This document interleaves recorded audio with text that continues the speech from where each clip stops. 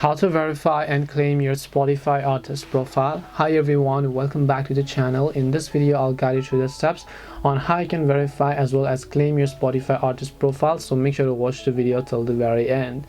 So if you want to claim your Spotify artist profile, all you have to do is simply open up your browser over here.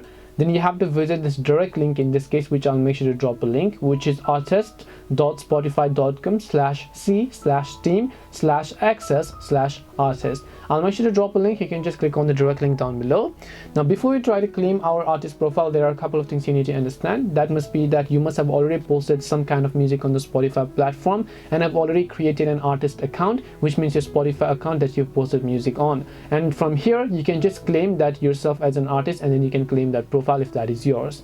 For that, after you visit the link over here, it says claim an artist profile, and it says if you already have music on Spotify, you can get access to stats, pitch tracks to our editors and more. So all you need to do is just click the continue button here. Once you click on the continue option, it says is this a right Spotify account? You can just select that, and now over here just make sure that this is the correct Spotify account that you're claiming, and then click the next option. Now only claim one profile at a time and wait until you get access before claiming another. So all you need to do is simply search for the artist or the profile name that you might want to claim as your own Spotify profile. Once you just select that, let's say if this is the profile that you're claiming for, it might say that this team is not accepting requests right now, so you might want to select your proper artist, and then you should be able to claim them accordingly.